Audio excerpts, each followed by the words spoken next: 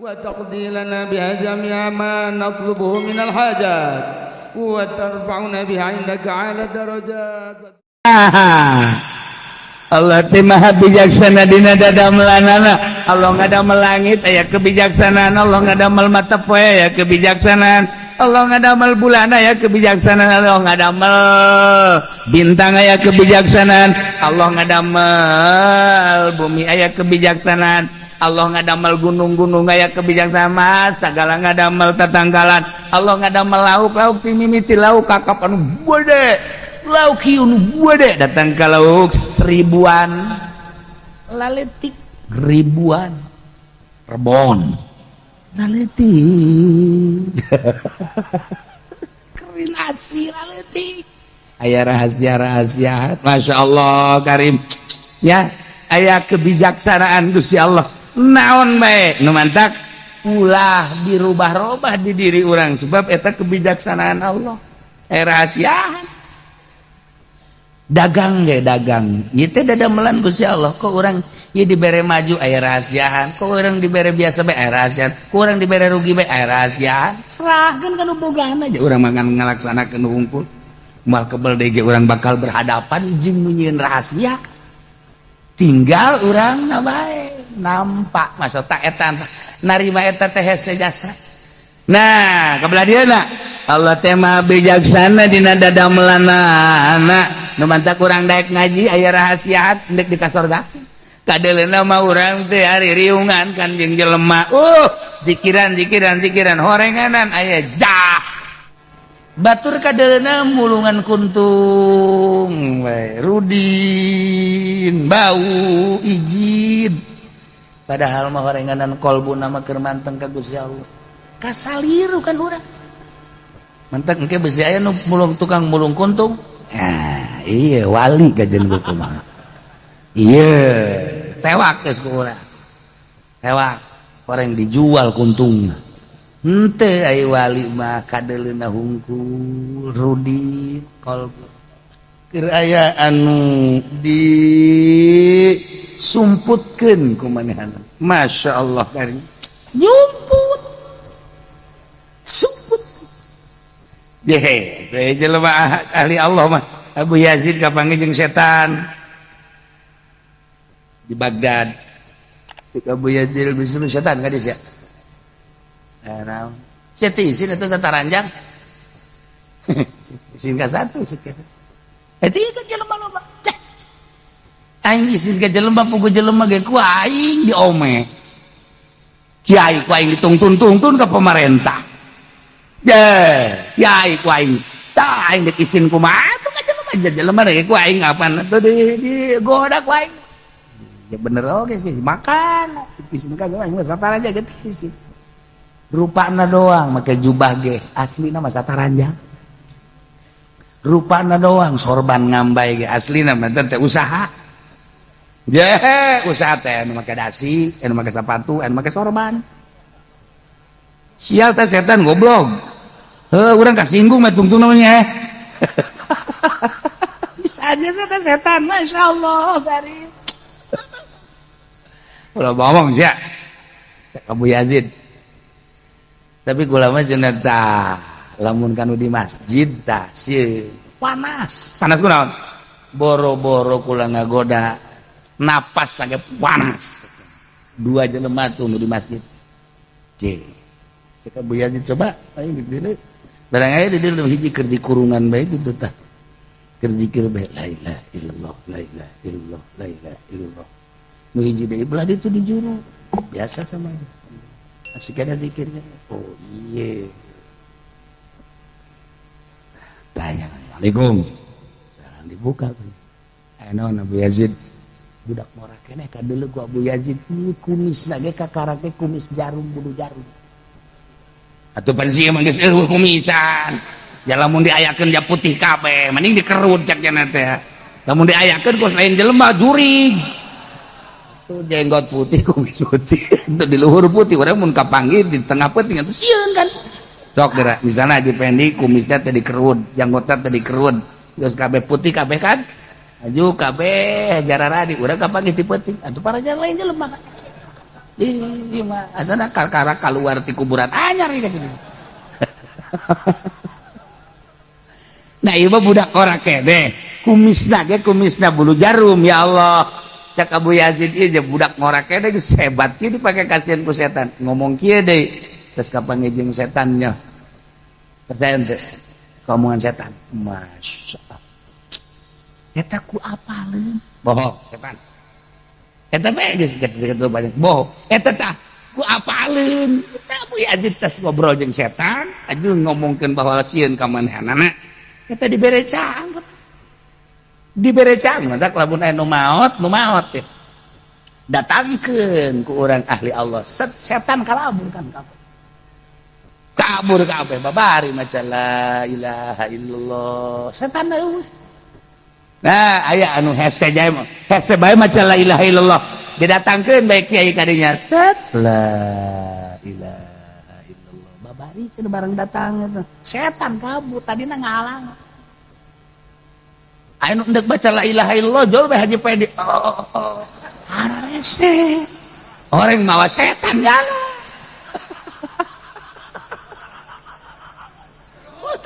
siga ade saya anu sakarat ulah diajak cenah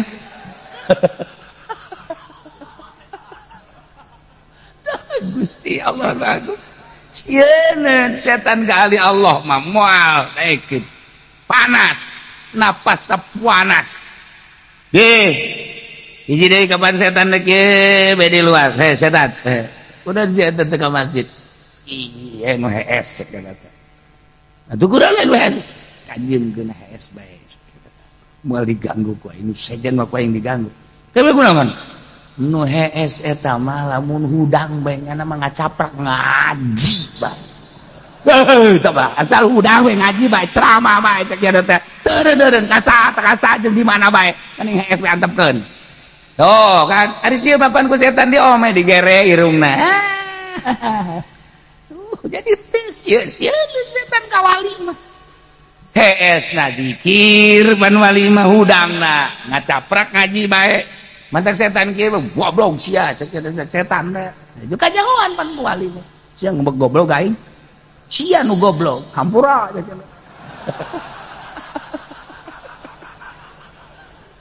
geus heseun ka wali mah heseun tapi tetep bae terus bae ditinggalikeun diintip digoda mah terus bae deuk nggoda tugasnya anak teu kuat tu ieu kenu ieu teu kuat tu ieu kenu ieu teu kuat tu ieu kitu bae setan mah terus bae emang tugasnya anak nah ieulah ahli Allah ahli Allah dipake kasieun ku setan sebab nafsuna geus eueuh kadeuleuna akur padahal henteu sebab nafsuna geus eueuh ieu urang tah ngabersihan nafsu ieu teh nu hese teh nafsu nu hese masyaallah teu meunang manggih susu endut-endutan aju urang ngap-ngapan sesek napas dipudoli kunaon eta atuh ka dokter bae lain dokter aneh cenah ieu mah kunaon ieu mah itu kudu didatangkeun tuh langsung ya Allah ulah bingung-bingung normal eta ngaranna apa ieu mah abnormal wallahu alimun Gusti Allah teh mah uninga di khalqihi ka makhluk teh uninga kumaha kunaon ngadamel anjeunana teu kaya diayakeunana ku anjeunana geus aya dihirupan nu ngahirupan anjeunana nu ngarobakeun anu nyicingkeun Gusti Allah nu mantap la ilaha illallah teh beunang kabeh urang mah la ilaha illallah teh lama budak bihakeun bil wujud illallah eueuh anu disembah kalawan hak kecuali Allah naik la maksuda bihakin anu dimaksud kalawan hak kecuali Allah guys lamun urang bertoriko anu dimaksud kecuali Allah langkah naon bae deuleu kudu ka Allah denge kudu ulah anu dimaksud kecuali Allah silaturahmi ulah anu dimaksud kecuali Allah ngaji ulah anu dimaksud kecuali Allah segala rupa Allah bae nu dimaksud teh sabaraha taun bisa na heulanan lempengkeun eueuh nu dimaksud iwal ti Allah naik la ilaha illallah teh eueuh anu nyiptakeun kecuali Allah nyiptakeun teh Maha Pencipta, nyiptakeun langit, nyiptakeun bumi, nyiptakeun manfaat, nyiptakeun madarat. Nempel di jero eta, ngucapkeun la ilaha illallah teh eueuh nu bisa nyiptakeun langit kecuali Allah. Allah teh Maha Pencipta. La ilaha illallah wa nu bisa nyiptakeun bumi kecuali Allah. Allah teh Maha Pencipta. La ilaha illallah nu bisa nyiptakeun kasep kecuali Allah. Allah teh nu nyiptakeun kasep. La ilaha illallah wa nu nyiptakeun jore kecuali Allah. Allah teh nyiptakeun jore. Nu mantap urang kanu jore nyengsirikeun sarua jeung nyengsirikeun ka Allah. Sarua jeung nyengsirikeun ka Allah. La ilaha illallah wa nu nyiptakeun manfaat kecuali Allah. Allah teh pencipta manfaat. La ilaha illallah wa nyiptakeun madarat kecuali Gusti Allah. Allah teh nyiptakeun madarat. Kabeh ieu teh ciptaan Gusti Allah. Cukup la ilaha illallah. Ahli la ilaha illallah dihormati ku kabehan boro makhluk nu ngaran manusia, hewan-hewan. Sebab naon? La ilaha illallah. Eueuh nu bisa nyiptakeun maneh kecuali Allah. Deuk ka mana maneh? Bisa ngobrol, jeung mau bisa ngobrol, jeung cak-cak bisa ngobrol, jeung kupu-kupu bisa ngobrol, jeung saantero bisa ngobrol. Seperti etalah wali-wali Allah Subhanahu wa taala. Kunaon dia dibere ilmu ku Gusti Allah eueuh universitasan sama betul. Moal aya di universitas sama ilmu kos kitu mah. Moal aya di Al Azhar, moal aya eta mah khusus bae ilmu sirrul asrar, rahasia di balik rahasia. Ku sebab ibadah urang make syariat, kolbu urang make aqaid, dikawinkeun zahirna syariat, kolbuna make aqaid, bersih timbullah hikmah rahasia. Rahasia etalah anu nyieun caang hakikat ngaranna. Urang lamun syariatna rapi secara zahirna, kolbuna make aqaid anu pas keyakinan ka Gusti Allah, kawinkeun syariat jeung aqaid kolbu zahir jeung batin tek bersiha, bakal timbul sirrul asrar. Jadi dia bakal katempo. Salatna akur jeung urang, tapi keyakinanana nu beda. Sebab aya siran. Eta bakal dibere ilmu ku Gusti Allah. Ilmu anu naon gitu ngaranna hese nyaritakeunana dengan sompral ilmu laduni. Nah, ilmu Allah teh nu nyorot ka makhlukna, nempel di makhlukna, kuari bakal kanyahoan. Mun tadi innallaha wallahu sajana Gusti alimun bi khalqi maha uning ka makhlukna jadada melanana.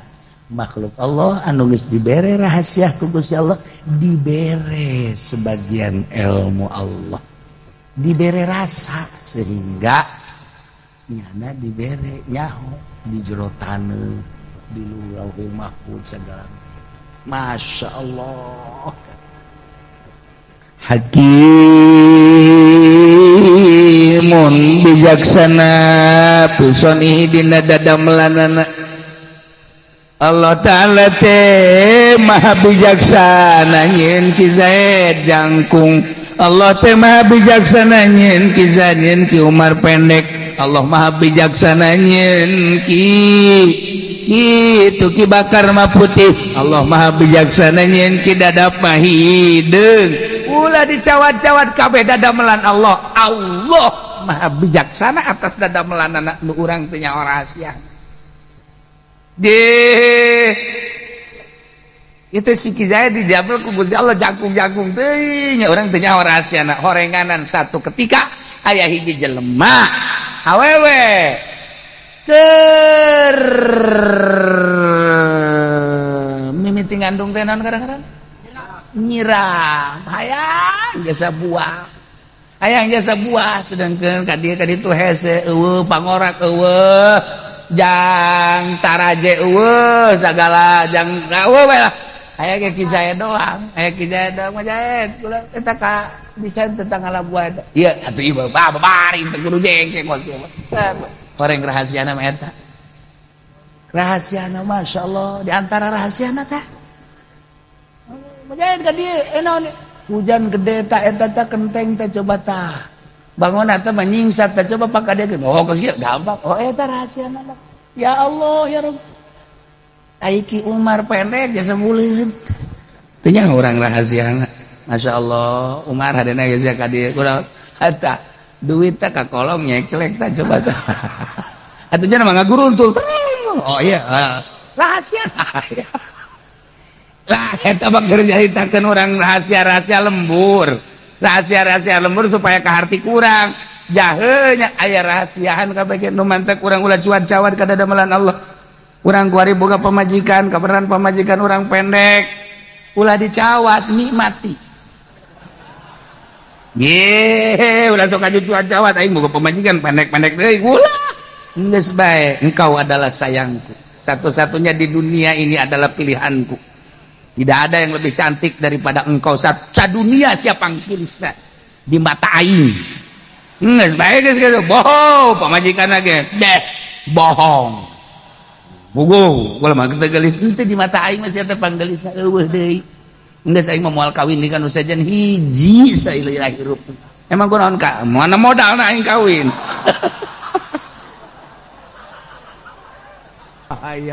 kebahayaan ku Kangjeng Nabi atas informasi langsung ti Gusti Allah melalui malaikat Jibril alaihi salam.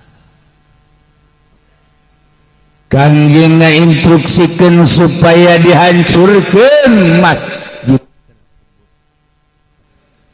Maka tersebut dihancurkan rata bahkan titah dijieun tempat kuburan mayit-mayit pamiceunan mayit-mayit kuhina-hina eta tempat nu geus dibangun masjid lamun dicukcur teh kapan sabada ngabangun masjid teh atuh dihebat-hebat atuh lantaran bentukna masjid atuh beuh urang Madinah teh anu teu apalna naon mah bararungah kabungahanna mah kapan bentukna masjid sakitu agrengna di samping kaagregan teh bisa dimanfaatkeun parantingioan waktu hujan waktu panas tapi barangku Kangjeng Nabi diinstruksikeun titah diratakeun timbul nomor kahiji aya suudzon merenanannya aya we hasud dianggap hasud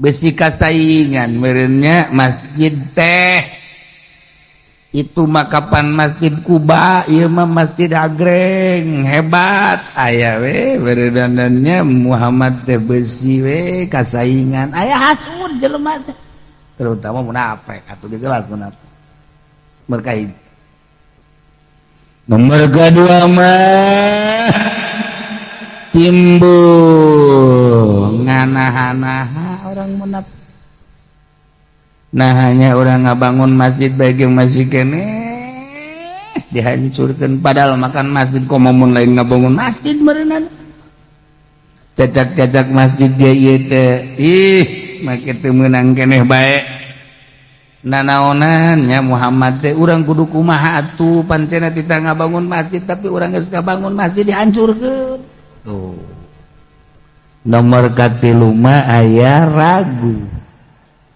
antara jeung antara banyaknya Muhammad teh salah itu mah kaum muslimin kudu salah mamanya Muhammad teh tapi nya ke antara jeung antara nih ke kumaha timbul sababaraha versi Batu sababara versi, batu nanaon gitu we iya. Urang mah teh nyaho naon, urang we politik. Wah, menteri agama loba kiai sih kok abrinya. Urang mah aja heran sih urang mah. Kos eueuh kiai bae, kan urang mah bodoh politik. Itu sekolah henteu naon henteu sok aju ngomong politik. Geus bae meneng bae sih sirah. Aja cacalaton bae. Ora ana paedah he. Geus bae atuh ku Bandung ngaluluskeun bae di ditu atuh. Lamun dibacakeun loba kejanggalan-kejanggalan. Geus antepkeun nya anu keur ngamaenkeun. Urang ieu kuari lamun kurang diperhatikeun di dunia teh urang makan teh nyaho naon. Kamari ieu tinju rame, tinju rak beueuh. Atuh nyana teu ngamaenkeun henteu kajeun tinggu kumaha. Bulu tangkis rame, bungelap beueuh. Mobil kayak gitu kene. Mobil nu diramekeun rame Avanza teh. Datang ka sakumaha naon da meuh Avanza. Tuh, kuari mah henteu jatuh kebeuli pan. Diramekeun naon nu rame. Aya naon gitu ngaranna aya aktor nu ngarame-ramena. Segala rupa ge kos kitu bae. Di dunia teh je pasar kapan dunia mah. Hiji bae lamun urang henteu ka Allah, lamun reka Allah karak. Segala rupa. Urang dek Allah beneran dek Allah tararis. Aya disabodo aing mendek Allah. Anu henteu. Ieu cenah jang kemajuan-kemajuan ieu nyeun yayasan Allah, leg-leg Gus ya yayasan. Teu aing mendek Allah teu kudu make yayasan aing. Ieu cenah ieu supaya rame ieu di organisasi di NU teu aing mah. Moal maju atuh kan Allah sia ngamajukeun aing mah ka Allah. Ieu bae tuh di hati henteu los. Ieu bae hebat ieu di huruj ieu cingkrang-cingkrang ieu. Calanana calaling henteu aing mah moal huruj moal. Iya yang deka Allah sorangan deka Allah teu kudu make organisasi teu kudu make partai. Jangan dunia kan moal rame. Jelema deka Allah khusus deka Allah. Moal rame ikan nu ngaramekeun ke bangsa jelema nu tarolol kabeh. Nu mantek ramena dunia teh kudu tolol.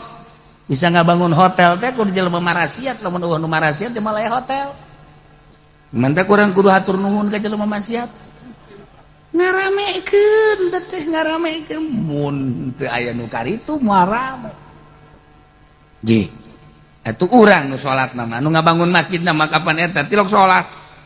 Tukang bas. Ya itu nya nu nyieun masjid dia tilok salat teh mah. Urang nu salat mun eueuh nyana urang teu boga masjid mantek atur nuhun kana tilok salat. Tawa teh geus. Da deuk ka Allah mah eueuh suudzon, deuk ka Allah mah. Lamun teu ka Allah karak. Urang teh aya suudzon ka batur, urang teh aya pesimis ka batur, urang teh aya we rasa rububiyah aya di urang. Deuk ka Allah mah geus jadi mah moal. Ya itu kabeh kana Allah kajen. Jangan tilok salat urusan nyanan kan riweuh. Situ cenah ngomongkeun. Atuh kajen ngomongkeun ieu. Encan nyiduhan acan karak ngomongkeun yang semaras henteu atuh teh mah jangan ngagerakeun ge Allah ieu. Cuman da kumaha panasnya moal aya panas. Deuk ka Allah haji urangna bisa moal aya panas. Sebab naon? Ieu nu mantak ngaramekeun teh. Tah nu tararani. Haju eta teh didaharkan ku urang gabahna. Pan eta tirok sarolat lolobana mah. Mun eueuh nyana urang kalaparan. Atur nuhun geus urang sok haju. Dakwah ka sawah euy. Weh salat teh ge sarolat kabeh mah eueuh nu ngirig sia. Antepkeun bae habak geus. Kena ngaririk bae salat henteu naon kajen. Ngeunah. Lantak mah inget ka Abuya eta Muhyiddin dah dongeng Abah. Gerageun dia sebenarnya aspek. Gerageun dia kan gitar. Oh, harangeus nya mah kanu gitar teh harangeus biasa. Nyalateun ka mau pas. Belah dia Tegal Kunir tah lewat. Mobilnya kempes. Cas. Aya nu keur ngagitar. Kemana? Keur kemana-kemana bae keur kikieuhan bae. Ayo di dalam aja. Ya Pak Haji, kenapa? Ini Cek Kiai Cek Muhyiddin, mobil itu apa namanya bannya betus. Oh ya udah dah. Ada kunci-kunci ntar saya. Ya dikunyana diberesan. Wow, ratu-ratu. Muatanana sum kiai kabeh atuh nu sanu ngabenerkeun ban. Ya kiai mah teu bisaeun bisa ge numpakan doang. Ye, kunyana kan dibawa keluarkeun kunci-kuncina dibenerkeun terus dikabengkelkeun ituna diganti geus beres udah aja diberes enggak udah Pak Kiai ini Pak Kiai ya udah enggak udah saya mah udah ikhlas lillahi taala. Ti harita Ki Muhyiddin kanu ngagitar cilok galak. Cilok galak jeung lambung aing pernah nulungan aing. Tuh kan, Masya Allah. Karim likulli syai'in hikmah, tiap perkara aya hikmahna. Ulah. Eta sok galak-galak kos kitu teh eta mah membatasi diri. Ulah. Ji urang teh kan nindini ge ulah galak lantaran urang teresep di aki-aki maresep.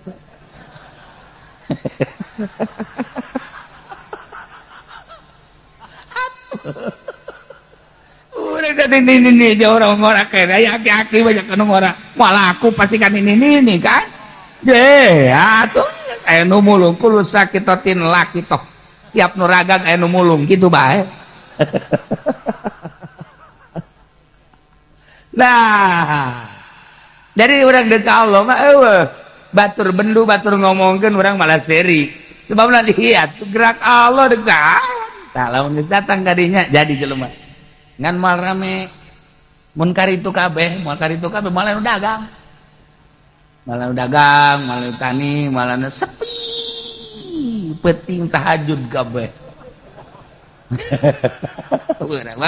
Malayat. Dina ayana ge dipaksakeun di TV marhaba kabeh. Setel TPI marhaba, setel RCTI marhaba, setel itu RRI keur maca sholawat.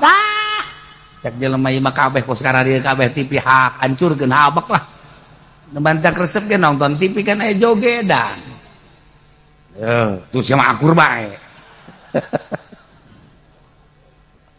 Nah, belajar tapi kalau belajar gini malaya nanaon nikmat sakit pamere Allah Gusti alhamdulillah abdi teh didamel makhluk nu pangmulyana aju iman ka Gusti aju ala kadar ibadah ka Gusti salat bae mah abdi teh osok adapun khusyuk nama atulah teh mah memang hese tapi abdi keur ngarahan bae itu supaya hayang bisa khusyuk.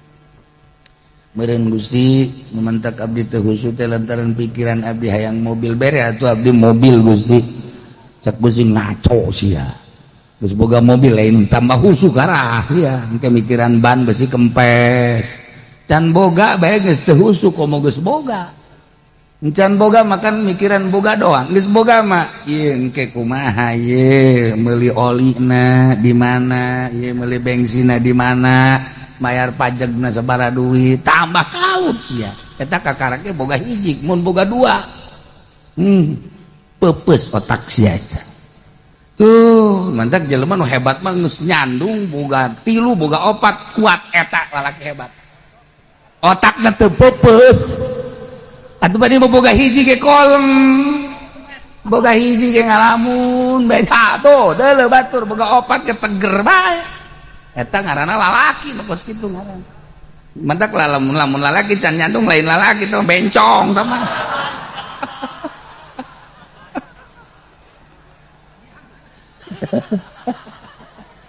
Tungtung nama balik ngaji nyarandung we sia. Ieu mah keur carita gagah, kagagahan otak. Jadi lain nu nyarekan dicarekan ku pamajikan tapi gagah.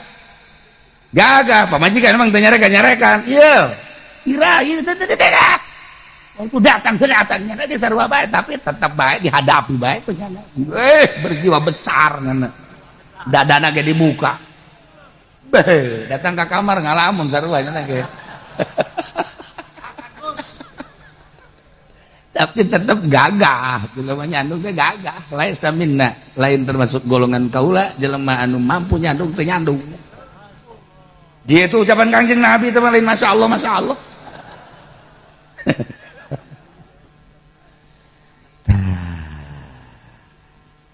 Iya. Timbul keraguan-raguan. Orang-orang munafik ge timbul ragu. Muhammad teh kok jadi kieu? Hararese amat dikakalakeunana. Nah, ieu sebuah bangunan teh ngaragukeun ka dirina. Lantaran dek tupat-tipu teh hararese, maka dijelaskeun ku Gusti Allah. Moal eureun-eureun jelema munafik mah timbul ragu, timbul pusing, timbul puyeng. La yazalu bunyanuhum bunyan teh masdar, ay masdar ma ismul hadas. Ngaran pagawean tapi nu dimaksud di dieu mah bangunan, ai bangunan mah isi maf'ul.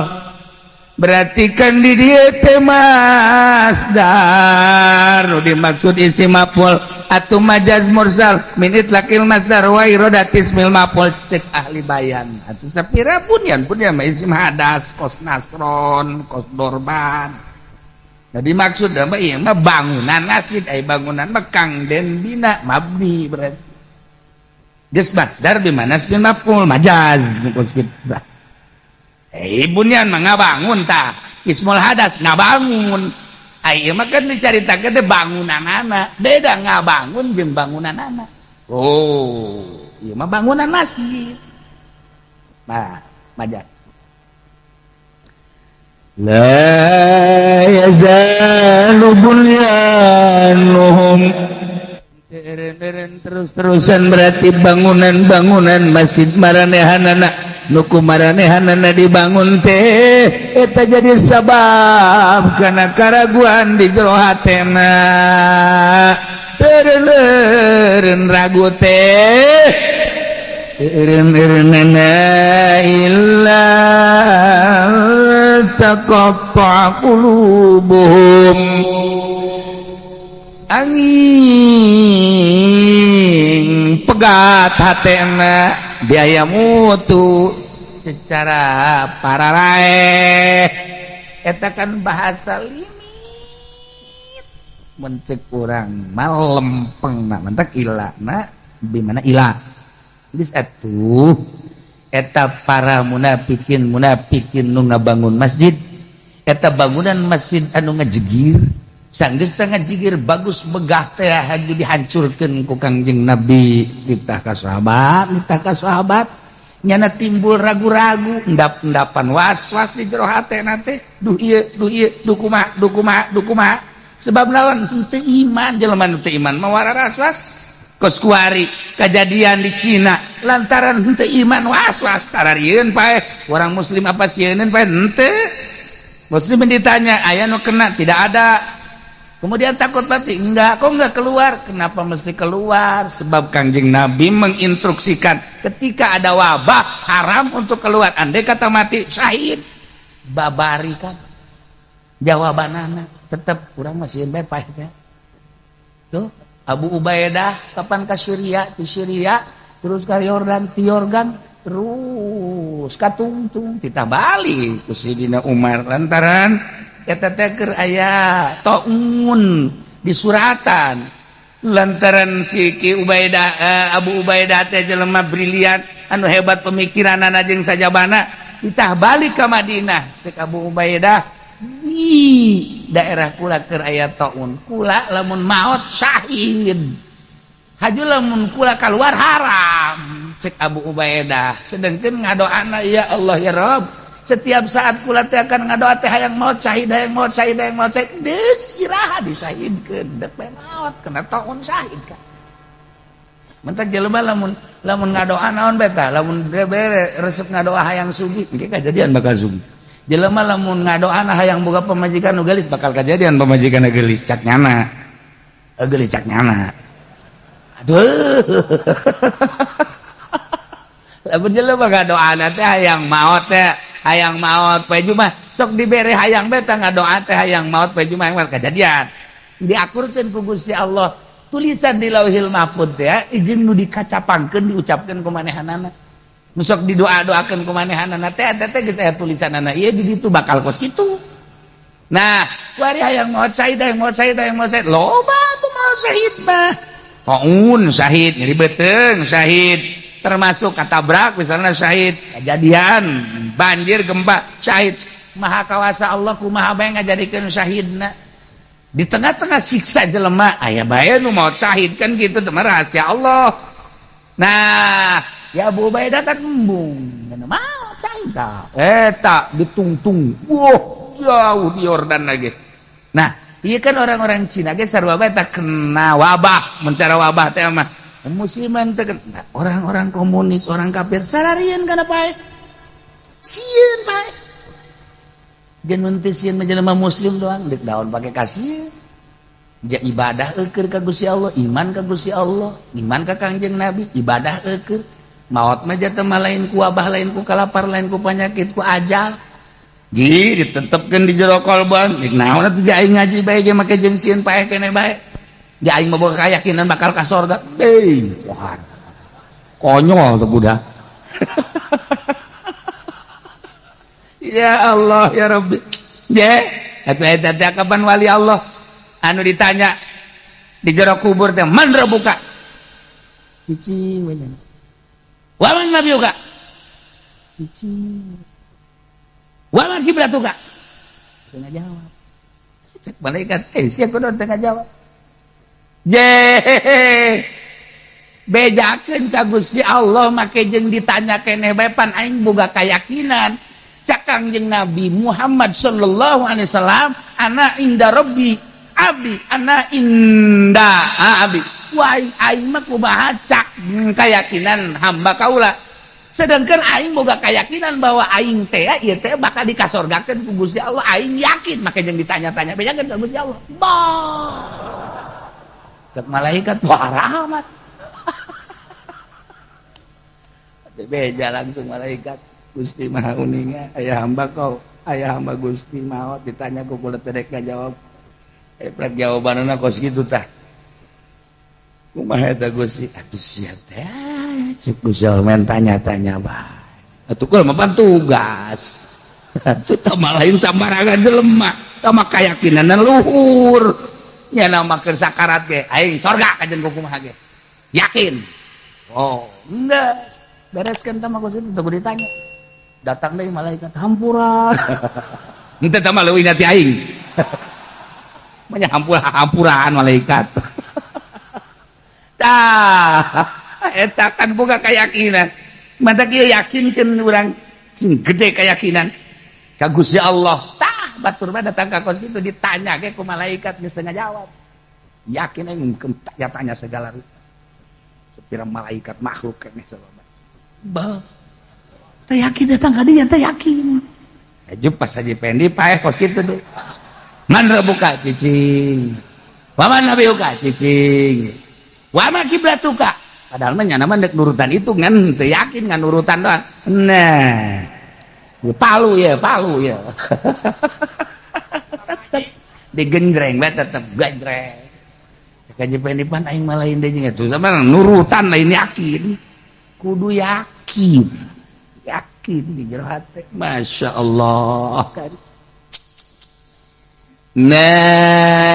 la yazalu bunyanum Teren terus-terusan bangunan nu kumanehna dibangun masjid ya ngajadikeun karaguan dina hatena tepikeun kapegat hatena teu bisa mikir tapi apa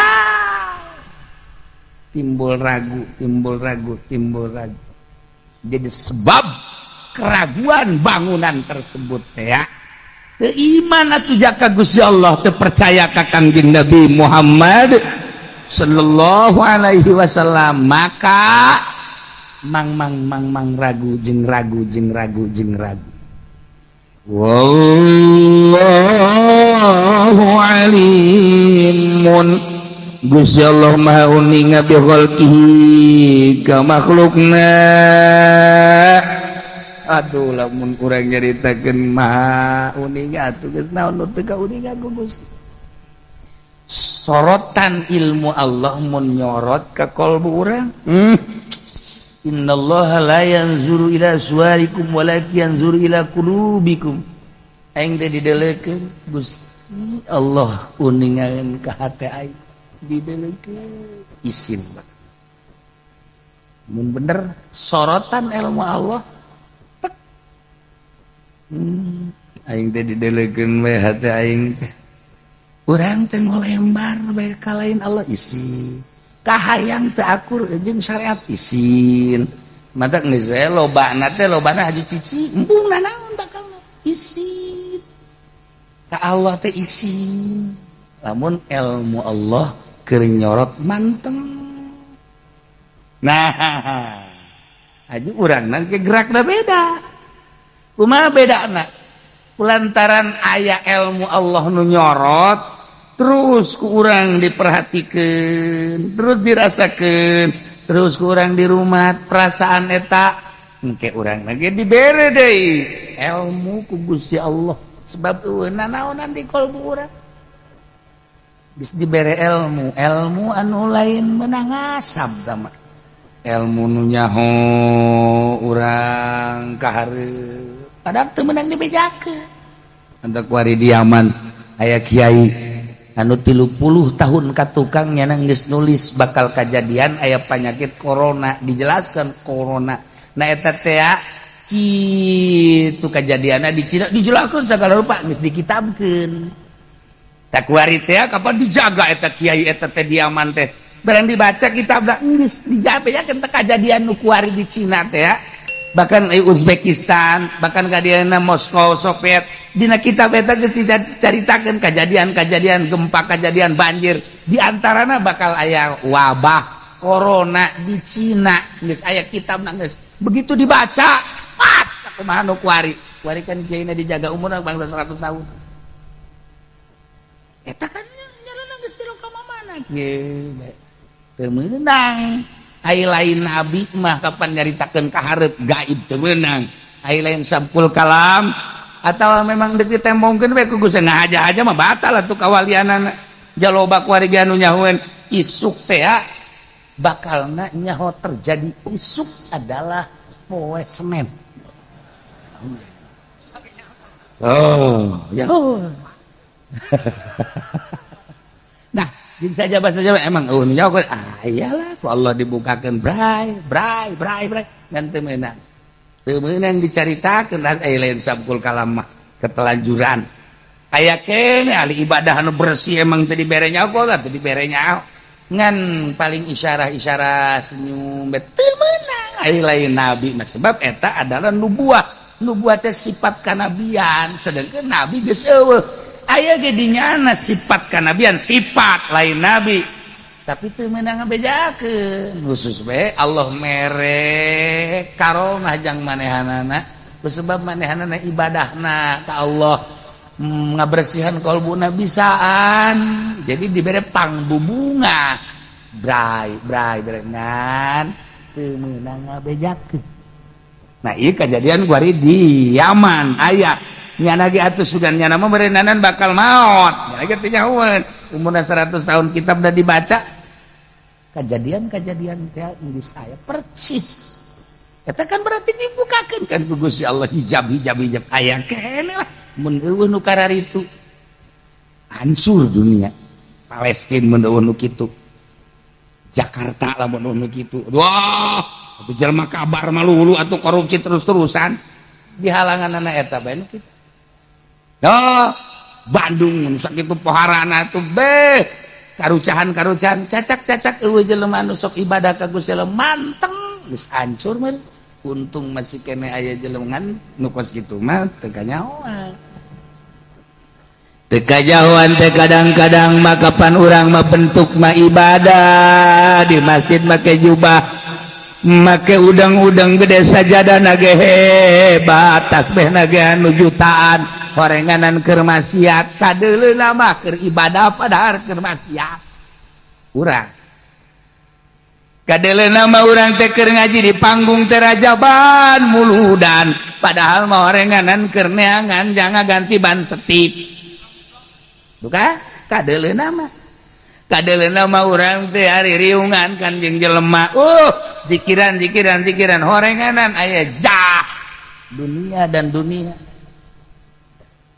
batur kadeuleuh mulungan kuntung we rudin bau ijin padahal mah horenganan kolbuna mah keur manteng ka Gusti Allah kasaliru kan urang manteng engke bisi aya nu mulung tukang mulung kuntung iya wali gajen buku mah iya tewak geus ku urang tewak orang dijual kuntungna henteu ai wali mah kadeuleuhna hungkul rudi kolbu keur aya anu disumputkeun ku manehna masyaallah kari nyumput sumput Jehe, jelema ahli Allah mah Abu Yazid kapanggih jeung setan di Baghdad.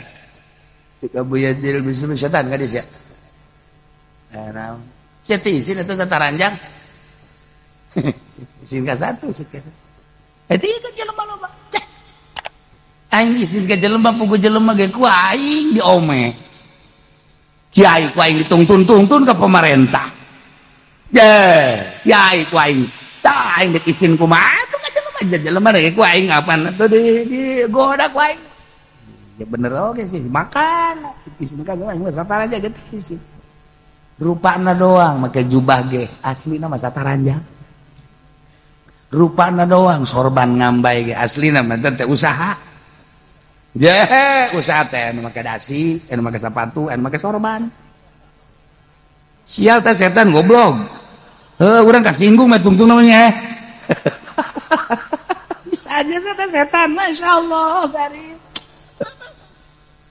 ulah ngomong sia Abu Yazid tapi kula mah cenah tah lamun kanu di masjid tah sieun panas kunaon boro-boro kula ngagoda napas lagi panas dua jelema tuh di masjid cek Abu Yazid coba ayo dipilih barang aya di dieu hiji keur di kurungan bae gitu tah keur zikir bae la ilaha illallah la ilaha illallah la ilaha illallah nu hiji deui belah ditu di juru biasa sama asik ada zikirnya oh iya tanya Assalamualaikum salam dibuka naon Abu Yazid budak mora keneh ka deuleu ku Abu Yazid ieu kumisna ge kakarake kumis jarum bulu jarum atuh persi mah geus kumisan ya lamun diayakeun ja putih kabeh mending dikerut cak cenah teh lamun diayakeun ku lain jelema jurig tuh jenggot putih kumis putih teu di luhur putih urang mun kapanggih di tengah peuting atuh sieun kan sok dera misalna Haji Pendi kumisnya teh dikerut janggotna teh dikerut geus kabeh putih kabeh kan aju kabeh jararadi urang kapanggih ti peuting atuh parajan lain jelema kan iya mah asana karkara keluar ti kuburan anyar ieu gitu. Nah ieu mah budak ora kene kumisna ge kumisna bulu jarum ya Allah cak Abu Yazid ieu je budak ngora kene geus hebat kieu dipake kasihan ku setan ngomong kieu deui terus kapanggih jeung setannya percaya teu omongan setan masyaallah eta ku apaleun bohong setan eta bae geus kata banyak bohong eta tah ku apaleun eta Abu Yazid tos ngobrol jeung setan aju ngomongkeun bahwa sieun ka manehna eta dibere cang mah lamun aya nu maot teh datangkeun ku urang ahli Allah setan kalabur kan kabur kabeh babari maca la ilaha illallah setan eueuh. Nah, aya anu hese bae maca la ilaha illallah. Didatangkeun bae kiai kadinya. Set la ilaha illallah. Babari cenah bareng datang setan kabur tadina ngalang. Anu endek baca la ilaha illallah jol bae Haji Pedi. Ara rese. orang mawa setan jalan.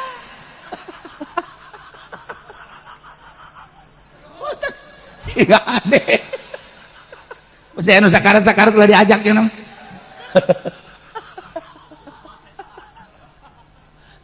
Gusti Allah bagus. Sieun setan kali Allah mah moal daekeun. Panas, napas panas. Hiji deui kapan setan lek bedi luar. Setan. Udah setan teh ka masjid. Iya nu hees cek kata. Atuh kudu lain hees. Kanjeunkeun hees bae. Moal diganggu ku anu sejen mah ku yang diganggu. Kabeh kunaon? Nu hees eta mah lamun hudang bae ngana mah ngacaprak ngaji bae. Tah bah asal hudang bae ngaji bae ceramah bae cek ya teh. Teureun kasa jeung di mana bae geuning hees bae antepkeun. Tuh kan ari sieu papan ku setan di ome digere irungna. Jadi teu sieu setan kawali mah. Hees na dikir pan wali mah hudangna ngacaprak ngaji bae. Mantak setan kieu goblok sia cek setan teh. Itu kajangan pan wali mah. Sia ngobek goblok aing. Sia nu goblok, hampura cek.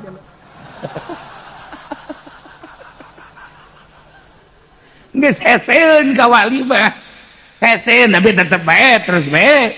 Ditinggalikeun, diintip, digoda mah terus bae. Deuk nganggo ada tugasnya anak. Teu kuat tuh ieu, kenu ieu, teu kuat tuh ieu, kenu ieu, teu kuat tuh ieu. Kitu bae setan mah terus bae emang tugasnya anak.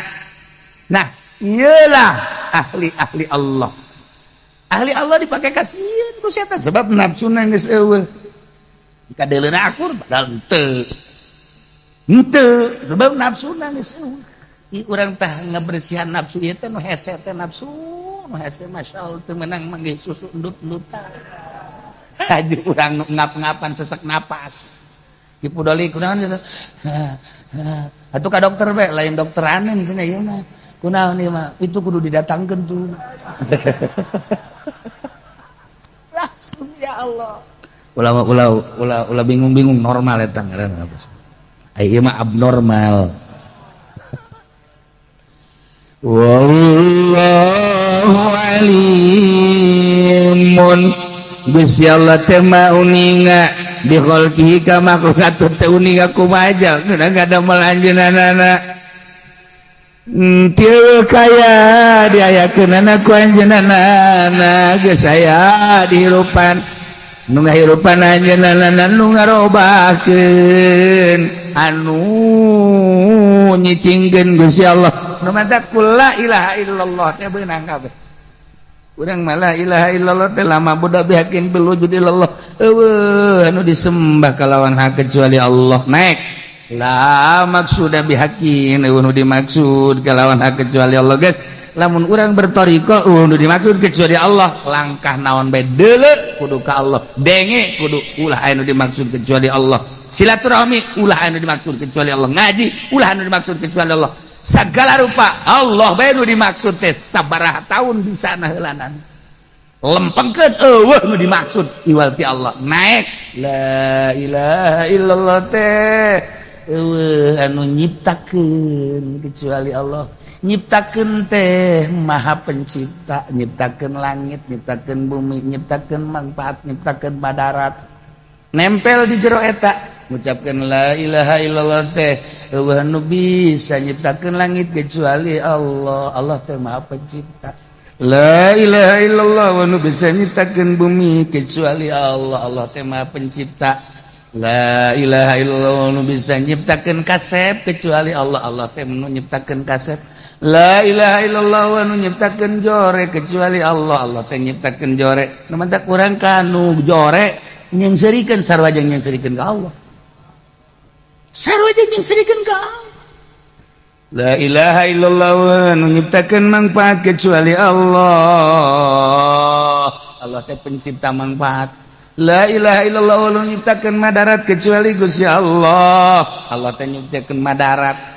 Kabeh ieu teh ciptaan Gusti Allah. Cukup la ilaha illallah. Ahli la ilaha illallah dihormati ku kabehan boro makhluk nu ngaran manusia, hewan-hewan. Sebab naon? La ilaha illallah nu bisa nyiptakeun maneh kecuali Allah. Di ka mana maneh? Bisa ngobrol, jeung maung bisa ngobrol. Jeung cak-cak bisa ngobrol, jeung kupu-kupu bisa ngobrol, jeung saantero bisa ngobrol. Seperti etalah wali-wali Allah Subhanahu wa taala. Kunaon dia dibere ilmu ku Gusti Allah eueuh universitasan tah mana betul. Moal aya di universitas tah ilmu kos kitu mah. Moal aya di Al Azhar, moal aya eta mah khusus bae ilmu sirrul asrar, rahasia di balik rahasia. Ku sebab ibadah urang make syariat, qalbu urang make aqaid, dikawinkeun zahirna syariat, qalbuna make aqaid, bersih timbullah hikmah rahasia. Rahasia etalah anu nyieun caang, hakikat ngaranna. Urang lamun syariatna rapi secara zahirna, qalbuna make aqaid anu pas keyakinan ka Gusti Allah, kawinkeun syariat jeung aqaid qalbu zahir jeung batin teh bersiha, bakal timbul sirrul asrar. Jadi dia bakal katempo. Salatna akur jeung urang, tapi keyakinanana nu beda. Sebab aya siran. Eta bakal dibere ilmu ku Gusti Allah. Ilmu anu naon kitu ngaranna hese nyaritakeunana dengan sompral ilmu laduni. Nah, ilmu Allah teh nu nyorot ka makhlukna, nempel di makhlukna, kuari bakal kanyahoa. Mun tadi innallaha wallahu sajada Gusti alimun bi khalqi maha uninga ka makhlukna jadada melanana makhluk Allah anu geus dibere rahasia ku Gusti Allah, dibere sebagian ilmu Allah, dibere rasa sehingga nyana dibere nyaho di jero taneuh di lauhul mahfuz segala. Masya Allah. Hakimun bijaksana pisonihi dina dadamelanana. Allah Ta'ala teh maha bijaksana nyin ki Zaid jangkung. Allah teh maha bijaksana nyin ki Zaid nyin ki Umar pendek. Allah maha bijaksana nyin ki itu ki Bakar mah putih. Allah maha bijaksana nyin ki dadap mah hideung. Ulah dicawat-cawat kabeh dadamelan Allah. Allah maha bijaksana atas dadamelan anak nu urang teu nyaho rahasia. Itu si Kizaya dijabel ku Gusti Allah jangkung-jangkung teuing nya urang teu nyaho rahasiana. Horenganan satu ketika aya hiji jelema awewe keur mimiti ngandung teh naon kadang-kadang nyiram hayang jasa buah, hayang jasa buah, sedangkan kadieu kaditu hese eueuh pangorak eueuh jang taraje eueuh sagala jang eueuh bae lah. Aya ge Kizaya doang, aya Kizaya doang mah jaet kula eta ka bisa tentang ala buah. Ieu atuh ieu babari teu kudu jengke kos kieu mah. Horeng rahasiana mah eta. Rahasiana masyaallah di antara rahasiana teh majain ka dieu enaon hujan gede tak eta teh kenteng teh coba tah bangun eta mah nyingsat teh coba pakadekeun oh geus kieu gampang oh eta rahasiana ya Allah ya Rabb aiki Umar pendek jasa buleun teu nya urang rahasiana masyaallah Umar hadena geus ka dieu kunaon eta duit teh ka kolong nyecelek teh coba tah atuh nya mah ngaguruntul oh iya rahasia lah eta mah keur nyaritakeun urang rahasia-rahasia lembur. Rahasia-rahasia lembur supaya ka harti kurang. Jaheu nya aya rahasiaan kabeh nu mantek urang ulah cuad-cawad ka dadamelan Allah. Urang kuari boga pamajikan, kaberan pamajikan urang pendek. Ulah dicawat nikmati. Ye, ulah sok aju cuad-cawat aing boga pamajikan pendek-pendek deui ulah. Geus bae, engkau adalah sayangku. Satu-satunya di dunia ini adalah pilihanku. Tidak ada yang lebih cantik daripada engkau sadunia siapa angkirisna di mata aing. Geus bae geus bohong pamajikan ge deh bohong. Puguh, ulah mah kita gelis henteu di mata aing masih teh panggelis eueuh deui. Geus aing mah moal kawin di kana sajan hiji sailila hirup. Emang kunaon ka? Mana modalna aing kawin.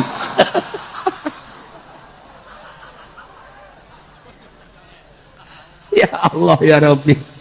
Nah, Allah teh maha bijaksana dina dadamelanana. Allah ngadamel langit aya kebijaksanaan, Allah ngadamel mata poe aya kebijaksanaan.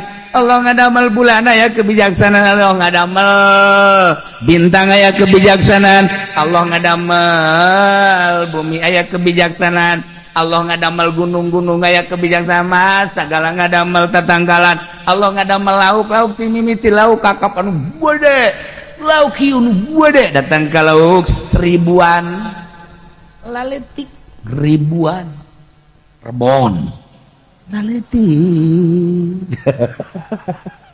koordinasi laletik aya rahasia-rahasia Masya Allah Karim ya aya kebijaksanaan Gusti Allah naon bae nu mantak ulah dirubah-rubah di diri orang sebab eta kebijaksanaan Allah rahasiaan dagang ge dagang ieu teh dadamelan Gusti Allah kok urang ieu dibere maju aya rahasiaan kok urang dibere biasa bae aya rahasiaan kok urang dibere rugi bae aya rahasiaan serahkeun ka nu bogaan aja urang mah ngalaksanakeun nu hungkul moal kebel deui ge urang bakal berhadapan jeung nyieun rahasia tinggal urang na bae nampak maksudna eta narima eta teh hese jasa nah kabelah dieuna Allah teh mah bijaksana dina dadamelanana nu mantak urang daek ngaji aya rahasiat endek di ka sorga nu mantak urang peuting teu daek tahajud sorgana rada handap aya rahasiat urang boga duit tapi teu daek sedekah berarti kan urang dek dilambatkeun ka sorgana aya rahasia aya kabeh ge jang asup ka sorga teh aya di diri urang kabeh jang asup ka sorga teh aya di diri urang kabeh urang teu kudu neangan pangeran ka gunung teu kudu neangan ka leuweung teu kudu neangan ka Mekah di diri urang aya kabeh aya di diri urang urang dekat sorga teh aya di diri urang sebab Allah aya di diri urang nek neangan ka mana Gusti Allah cak Allah sih dek ka mana lulumpatan dek salat make lulumpatan pasti dek ka aing lagi aya mantap ulah make lulumpatan mau aki-aki dek berjamaah lompat ti karijat pas di jalan sih teu meunang dek ka mana sia cak Gusti Allah dek salat aing kita berjamaah teu kudu lulumpatan aing lagi aya ye babari lamun urang geus nyaho lebahna ibadah teh babari biasa sia deuk hayang ka surga tu aing nyeun surga tu aing nyeun neraka deuk sipil pilih ku sia tah sia surga jeung sia tah neraka jeung sia ngan pilihanana sia fasilitas jang asup ka surga na di sia fasilitas jang asup ka neraka na di sia dibere ku ikhtiar lo sia deuk ka surga deuk lo sia deuk ka neraka aing mah ngan nyadiakeun doa aing teh butuh ibadah sia aing teh butuh maksiat sia aing jeung sia mah teu sia-sia aing mah pangeran sia mah hamba ngan aing nyadiakeun surga aing nyadiakeun surga neraka fasilitas aya di sia kabeh aya jang ka surga aya di urang jang ka neraka aya di urang jog ge ayo aing mah yen ka surga teh melalui ieu meureunana naon teh harta ja aing mah dibere limpahan harta pake kurang jang ka surga aing mah ka surga teh ieu melalui ilmu ja aing mah meureun dititipan ilmu pake kurang pake ka surga aing mah ka neraka bae melalui ilmu pake nipu atuh Gusti ilmuna aing mah ka surga teh ieu bae melalui jabatan bupati pake atuh Gusti hayu pake bebeneran urusan masyarakat lah aing mah ka neraka bae melalui bupati atuh los atuh lain ku sebab kiai da jeung lain ku sebab pejabatana urang teu ka manana tah fasilitas saya di urang nang Allah kabeh ieu lah kebijaksanaan Allah ulah suuzon ka pemerintah ulah suuzon ka polisi atuh polisi ge lamun nyana karena Allah ngatur jalan dibere duit enggak dikit udah atur aing mah kalancaran doang tugas aing bari maca sholawat bae nya ngatur-ngatur di jalan Allahumma sholli ala sayyidina Muhammad nabrak bisa ya mobil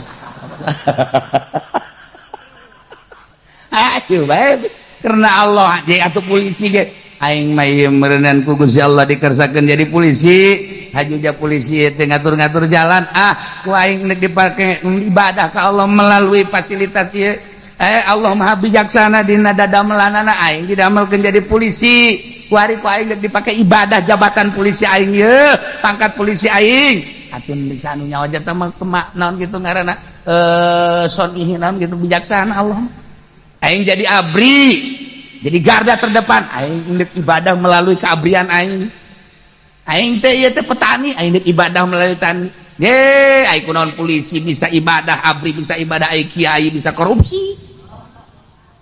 goblok merendah kiai tapi di Indonesia mah aya ge 1 2 3 4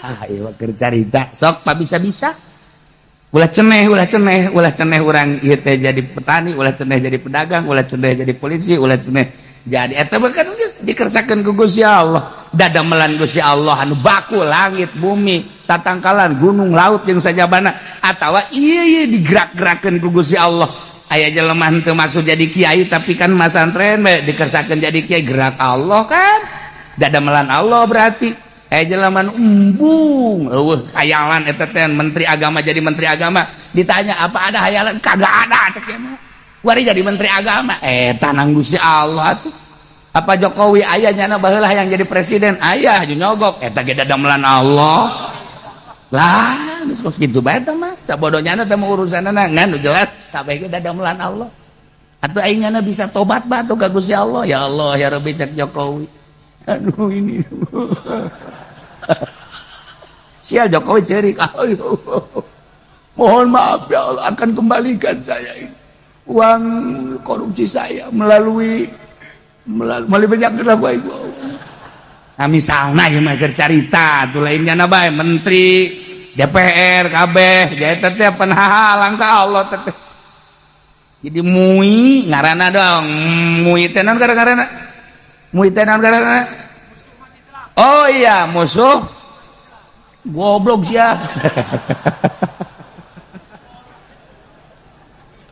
majelis ulama di musuh-musuh misalnya nyana jadi ketua MUI nah nyogok eta kapan jelas sama sohe ar-rasi wal murtasifin nar kan Nabi sohe sama ngaran jadi majelis ulama tapi nyogok ar-rasi wal murtasifin nar